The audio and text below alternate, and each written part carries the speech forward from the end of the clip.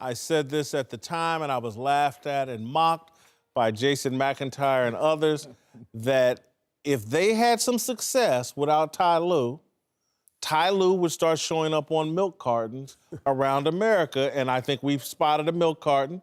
I think we have one here in Los Angeles now.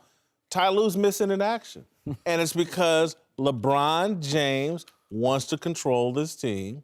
It's their only hope of being successful this year. Make LeBron completely happy, do things his way. That's their only shot this year to win it all and to have a chance of retaining LeBron James. And it's not a shot at Ty Lue, what I'm saying here, but I just thought when I heard, oh, he's going to be out a week. Well, that was 2 games ago, and he still ain't came back. He's on a milk cart. No one's even talking about it. It's not a big issue. The coach is MIA, was supposed to be back, but no one's even discussing it. I put the chances at 75% that we never see Ty Lue the rest of this season. This season, coaching the Cavaliers. I put the chances at 75%. Hey, listen, had an opportunity to talk to Coach Larry Drew, you know, who's filling in for Ty Lue, and he had said that this has been an ongoing situation with Coach Lue. And most important thing for him is his health. So going forward, they felt like they can buy him some time. Knew Kevin Love was cavalry coming over the hill. So with Kevin Love returning to that lineup, they felt like they can sustain and play good basketball and hopefully get their coach back.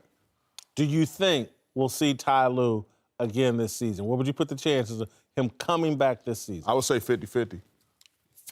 That's not a bad number. My case has been made. I wouldn't say 75, but I would say 50-50. Yeah. First, let me give you props. That was a rare good call by you, Ty Lue, showing up on a milk cart. But I want to go back. You guys, February 3rd, do you remember this story came up? Woj broke it at ESPN.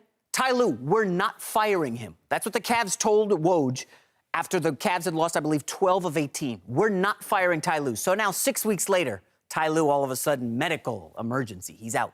Are you putting these two together? Are you seeing what I'm seeing? Dan Gilbert knows one of the few chances to keep LeBron, getting rid of Ty Lue and saying, who do you want as coach, LeBron? You got to cater to your superstar, Caron. You know that. This is a guy who is a free agent in a couple months. And if Ty Lue's not jiving with LeBron on the bench and they're arguing in Portland, hey, Ty Lue's going to be the odd man out. But here's the thing. They have catered to him the whole time, this whole process. Ty Lue is the coach because LeBron wanted him to be the coach. Until he does Ty Lue decided, you know what, I'm actually going to coach this team. I still think that he lets LeBron have his fingerprints on what's going to happen out there with the team and let him play the minutes that he wants to play. And because of that, they have had a tremendous amount of success together. LeBron's not satisfied with fingerprints. He wants to control the whole thing. He wants the joystick. He wants to control the joystick. And again, I just think if you go back, there was the incident with LeBron yelling at Ty Lue on the sidelines. And then all of a sudden, 2 or 3 games later, or a game and a half, 2 games later, Ty Lue is sick and has to step away. He'll be back in a week. It's week 2, and he's not back. I saw this come. If they had any success, Ty Lue would not reappear. Let me flip it on you. How much does Ty Lue want to come back? Because guess what? If they lose in the playoffs to the Raptors or the Celtics or even in the finals, guess who's getting blamed? It ain't going to be LeBron. We know he's tearing it up. It'll be Kevin Love or Tyronn Lue. Those are the 2 guys who are going to get the blame. They're not blaming Clarkson or Nance. It's going to be Ty Lue who's going to be the fall guy. Or Kobe Altman. They're not blaming him. Hey, he's a little young, but yeah. It depends on how those guys step up, particularly when I saw the game in Miami. And obviously they bounced back in Charlotte, but the others did not step up. LeBron had a tremendous game. He was his usual self, could have scored a little bit more, but, you know, he's playing astronomical basketball, astronomical numbers, you know, like he has a taste of vibranium in him or something, you know what I mean? So he's made of vibranium. But other guys need to step up in a major way, and with Kevin Love not out there, I don't see that consistent other playmaker like you've seen with Kyrie Irving. We agree. LeBron's from Wakanda. Some people are making a big deal out of this record. I'm not one of them. I'd never heard of this record until it happened.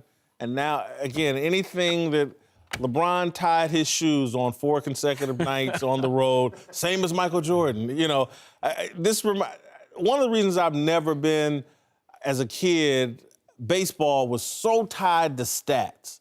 And I was like, I don't care. I like the beauty of the game. Too stats driven.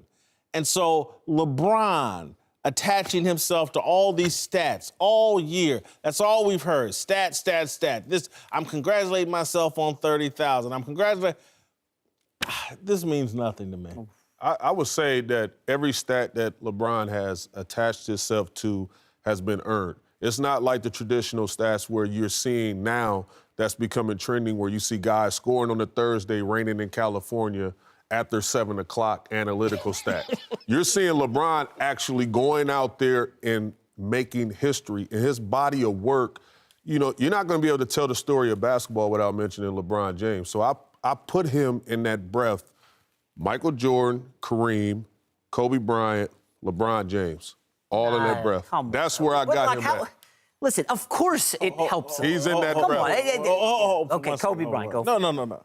You didn't mention Magic Johnson or Larry Bird. Magic Johnson, obviously, but hey, look, you want me to go down the whole list, or you want me to just give you a brief list? No, before you say Kobe, Magic and Larry should be recognized and hat tip, and then Kobe. That's a fair. I still got Kobe as the greatest Laker to play the game. But back to LeBron and Michael Jordan. Yeah, come on, we're not going to go there. Hey, let me just say this, okay? LeBron James every year has taken off time around February or March and gone on like a spring break. He's going to go to Miami and rejuvenate, take time off. LeBron hasn't taken any time off. All he does every night is show up, double digits points. He's an assist leader, career year in assists for LeBron James. Everything he does is being compared to Michael Jordan. You know whose name we're not hearing this year? James Harden. LeBron doesn't talk about James Harden. He don't care about Harden as MVP. Everything is past Harden, past MVP. It's LeBron. It's Jordan. It's legacy. That's what he's doing. He answered the critics last year. You crushed LeBron for not showing up every night, and he never played 82 games. What does he do this year, Whitlock? He goes and plays 82 games. He's averaging 37 minutes a night. I think that's most or second most in the league. When are you going to put some respect on this man's name? Year 15. First of all, I put a lot of respect on LeBron James' name. Barely. I don't need LeBron James keeping his own stats. He's not keeping. I don't want him to be Dominique Wilkins. That's just like if I say, hey, Jay, look, you got the tightest show on Fox, man. You doing That's this, all facts. and here's the numbers, and you're gonna be like, oh yeah, well, you know, I don't need the numbers to tell me that, Caron. I already know it. I don't have to brag about how great I am. Everybody knows I'm great. This is the same thing for LeBron James. Again, look, I should be a role model for LeBron James on how to conduct yourself as a superstar. And I say that kiddingly, but again, I don't need LeBron keeping his own stats, and that's what he's been doing all year. It's annoying. Let me keep the stats. Let me talk about LeBron James. Let me write a letter to LeBron James. I'm talking about the media. Let us do that rather than LeBron writing letters to himself. LeBron I want to congratulate myself on 30,000 points and all this other. This is where social media is penalizing LeBron James for this. You know, if Michael Jordan had Instagram, out Instagram. Michael Jordan was a legendary trash talker. He would run his mouth all the time. You don't think he would have been on Instagram? If you don't love yourself, who will? Ooh, that's well said. I like that. If you don't love yourself, who will?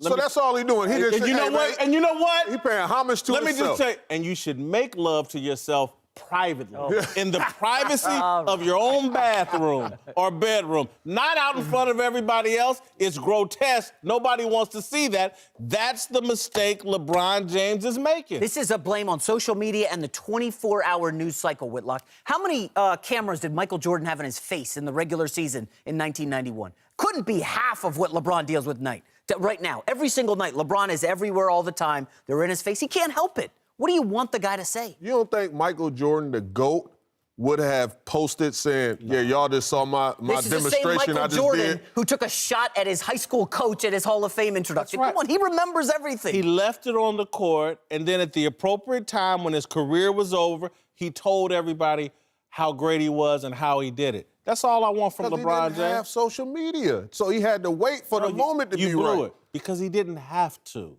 He was so great, he didn't have to. It's like did Michael Jackson make albums about how great Michael Jackson is? No, he put out Thriller and it spoke for itself. I gotta go.